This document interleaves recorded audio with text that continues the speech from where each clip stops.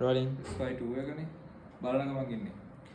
නියම ප්‍රශ්නයක්. ඇත්තටම සතුටුයි මේ වගේ මේ ප්‍රශ්න අහන කට්ටිය හරි ඔඩියන්ස් එකේ ඉන්න එක ගැන. S52 එකද S9 එකද? මචං මෙහෙමයි. S52 එකද ඔකට අහන්න ඕනේ හරිම ප්‍රශ්නේ S52 එකද S52X එකද එහෙම නැත්නම් S9 එකද?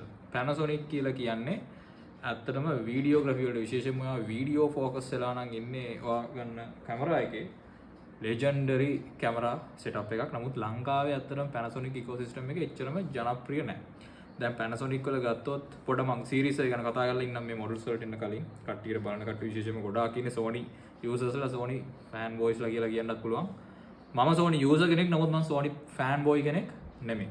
මට කවුරු හරි අද choose කරන්න කිව්වොත් කැමරා එකක් මචං මේ බජට් එක ප්‍රශ්නයක් නැහැ. ඔයාට රනින් යන ගණින් එහෙට ගිහිල්ලා වමට දකුණට අවශ්‍ය shots ටික capture කරන්න හොඳම versatile setup එකක් choose කරන්න කියලා කිව්වොත් මම මේ වෙලාවේ මගේ කැමරා body එක විදිහට choose කරන්නේ Panasonic S52X එක.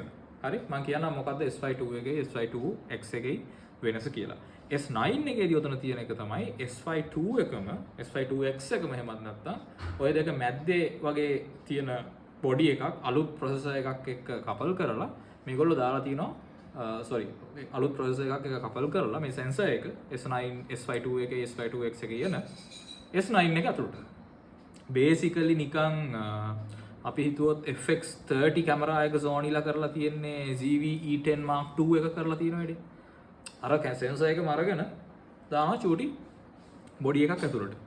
එතකොට S52X එක මේ වෙලාවේ මම choose කරන්න තියෙන ලොකුම හේතුව තමයි ඇත්තටම කිව්වොත් මේකේ open gate shoot කරන්න පුළුවන් ability එක. මම හැම තිස්සෙම කලිනුත් කතා කරලා තියෙනවා. මේක මාර feature එකක් 2025 දී ඔයාට multiple formats වලින් ඔයාගේ content එක deliver කරනවා නම් ඔයාට දෙසරයක් shoot කරන්න ඕනේ නැහැ. දැන් මම ගිහිල්ලා ඉවරලා මම ගොඩක් වෙලාවට wide screen shoot කරන්නේ. ඒක මම ආයෙ ගිහිල්ලා vertical වලට කැපුවාම මූණ පාන ලොකුම ප්‍රශ්නේ තමයි moving shots වලට මේ still shots වලට නම් පොඩ්ඩක් මොනවා හරි AI generate කරලා හරි පොඩි background එකක් දාගන්න පුළුවන් shot එක ලොකුවට කැපෙන්නේ tight වෙන්නේ නැති වෙන්න. නමුත් ඔයා moving shot එකදී hand held වගේ ගහද්දි මේකේ movement තියෙද්දි shot එකේ ඔයාලට මේ වැඩේ කරන්න AI generate කරන්න බෑ. additional තියෙන features additional තියෙන space එක ඔයාලට මදි වෙන space එක quality එක හැමම තියාගෙන. එතකොට S52X එකේදී ඔයාලට මේ 3x2 මුළු සෙන්සර් එකෙන්ම මේක කැප්චර් වෙන නිසා 16:9 නැතුව ඔයාලට පුළුවන් vertical වල ලස්සනට ගිහිල්ලා මේ wide screen ගන්න එක ආයේ reframe කරගන්න.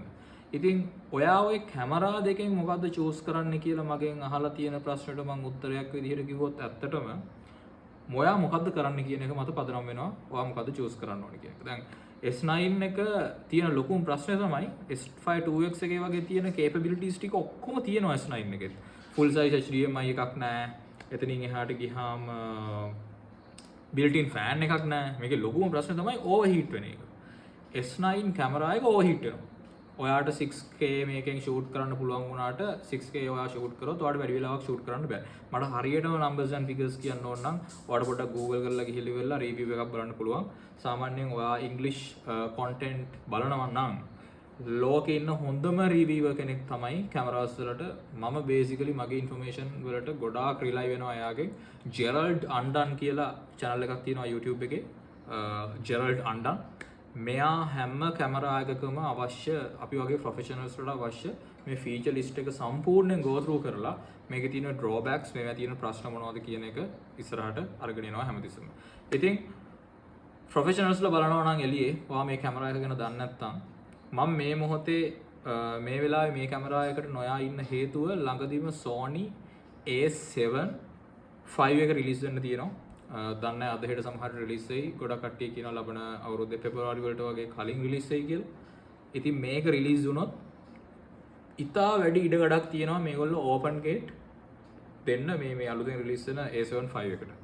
ඉතින් එහෙම දුන්නොත් දැන් මං Sony lenses අර එහෙම අරගෙන මේ ecosystem එකට ගොඩාක් invest වෙලා නිසා මට අපරාධේ මං S52X එකක් මේ වෙලාවේ අරගෙන බැරි වෙලා හරි ඒකට ඒක දැන් S52X එක ගත්තා වගේ නෙමෙයි මේකේ එන්නේ L mount එක. right Panasonic ලගේ L mount එක තමයි මේකේ තියෙන්නේ. ඒකට ඔයාලට L mount lenses ගන්නත් වෙනවා. දැන් ඔය L mount lenses ලංකාවේ ගන්නත් නැහැ. S52X එක ලංකාවේ සාධාරණ ගානකට ගන්නත් නැහැ.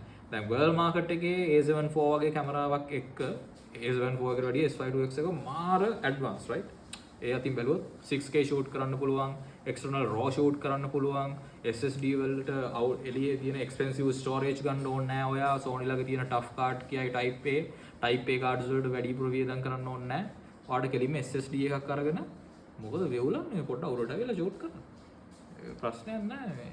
පොඩ්ඩක් මූවමන්ට් එකක් වුණා කියලා ෆ්‍රේම් එකේ මේ කියාගේ. මේ කැමරාමන් වෙවුලනවා අපේ ඉන්ටර්. අමාරුයි ෂූට් කරන්න ෂොට් එක. නැමිලා ඉන්න ඕනේ නැහැ බං. හරිද? කොහොම හරි S52X එක මේ වෙලාවේ ඉන්ටර්නැෂනල් මාකට් එකේ කම්පිටිටිව් ප්‍රයිස් එකකට තිබුණාට Sony A74 එකත් එක්ක ලංකාවට මේක ගෙනාවාම මේකේ කතාව සම්පූර්ණයෙන් වෙනස් වෙනවා. දැන් $2200කට 2500කට ඔයාලට එළිය මාකට් එකෙන් ගන්න පුළුවන් වුණාට A74 එකක් ලංකාවේ ඔයා මේක ඩොලර් රේට් එකකට කන්වර්ට් කරලා බලපුවාම ඇත්තටම ප්‍රයිස් එක වෙන්නේ දැන් ඊයේ පෙරේද ලක්ෂ 5ට ගියේ. ලක්ෂ 5යි කියලා කියන්නේ කීයද ඩොලර්? 1700ක් 800ක් 1500 කියන්නේ 4.5යි 1650ක් වගේ. මාර ඩීල් එකක් රයිට්. මම හිතන්නේ කැමරා LK එකට ඒ දවස්වල ඉඳන් ඒගොල්ලන්ගේ තියෙන ඉන්ටර්නල් කනෙක්ෂන්ස් එක්ක Sony ලගේ මොනවා හරි කනෙක්ෂන් එකකින් මේ වගේ ප්‍රයිස් එකකට අපිට දෙන්න පුළුවන් වෙනවා ඇති. නමුත් දැන් ප්‍රශ්නේ තියෙනවා Panasonic S9 II එකක් වගේ ගන්න ගියොත් 2X එකක් වගේ ගන්න ගියොත් ඒක ඉන්ටර්නැෂනල් මාකට් එකේ $2500 2200 same range එකේ ගියාට ලංකාවට මේක ගෙන්න ගියොත් සමහරවිට ටැක්සස් අරවා මේ ඔක්කොම කියලා මොකද බොහොම පොඩි යුනිට්ස් ගන්නන්නේ මේකෙන් ගේන්නේ මේක ගන්න ලොකු කට්ටියක් නැහැනේ මෙහි. ඒතකොට මේකේ සෙලිං ස්කේල් එක හරි අඩුයි. ඔයා වගේ මම වගේ දන්න කට්ටිය බොහොම අඩුයි මේ කැමරා එක ගැන. මේකේ තියෙන ඇඩ්වාන්ටේජස් ගැන. එතකොට ඔයා මේක ගේන්න ගියොත් මේක $2800ක් විතර වෙලා නවතින්නේ. ඉතින් $600ක් කියලා කියන්නේ ලක්ෂ දෙකක්. රයිට් තව ලෙන්ස් එකක් ගන්න පුළුවන් සල්ලි. ඉතින් ඒක තමයි මේ වෙලාවේ තියෙන ඩීල් බ්‍රේකර් එක. පර්සනලි මං Panasonic ලගේ ඒ දවස්වල ටෙස්ට් කරලා තියෙනවා DaVinci Resolve වලට අරගෙන ඒගොල්ලන්ගේ vlog clip එකක්. vlog වලට RE colors මැච් කරන්න පුළුවන් capability එකක් තියෙනවා. දැන් Sony වලට වගේ හරි අමාරුයි RE වල වගේ කැමරා සිස්ටම් එකේ කියන colors මැච් කරන්න. නමුත් Panasonic ළඟ තියෙන Sony ලගේ S-Log ලගේ vlog එකේ ඒ capability එක දීලා තියෙනවා. ඒගොල්ලෝ ඒක ඔයාලට ගොඩක් ළඟින් ඇත්තටම RE කැමරා එකකට secondary කැමරාවක් විදියට Panasonic S9 II X එකක් use කරන්න පුළුවන්. එකම තියෙන වෙනස තමයි FX3 වගේ කැමරාවක් එක්ක ඔයා බැලුවොත් ඔය price range එකේම තියෙන අතර ඊට වඩා ගණන්. නමුත් ලංකාවේ ඔයා බැලුවොත් ඒ competitive price range එකේ තියෙන ලක්ෂ 10කට වගේ FX3 එකක් ගන්න පුළුවන්. A7S3 එකක් ගන්න පුළුවන්. low light capability එක Panasonic ලගේ Sony ලගේ level එකේ තාම නැහැ. auto focusing Sony ලගේ level එකේ තාම නැහැ. නමුත් S52X එකේ මේ auto focusing S9 එකේ විශේෂයෙන් මේ auto focusing ඒගොල්ලෝ සෑහෙන දුරට හදලා තියෙනවා.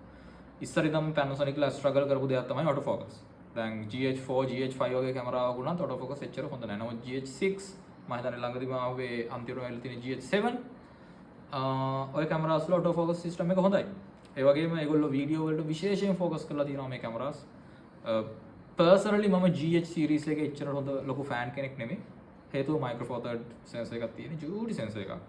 ඔයාට running and gunning gimbal එකක් නැතුව අතේම තියාගෙන ගහන්න ඕන නම් හොඳ choice එකක්. මොකද in body image stabilization එච්චරට හොඳයි. sensor එක පොඩිනේ. sensor එක පොඩි වුණාම එයාට play වෙන්න ඕන තරම් ඇතුලේ space එක තියෙනවා. දැන් full frame වගේ sensor එකක් මේ sensor එක ලොකු වුණාම image stabilization සාපේක්ෂව micro four third එකකට APS-C sensor එකකට සාපේක්ෂව ටිකක් අඩුයි. ටිකක් නෙමෙයි සෑහෙන්න අඩුයි. ඒ නිසා ඔළුවේ තියාගෙන ගන්න.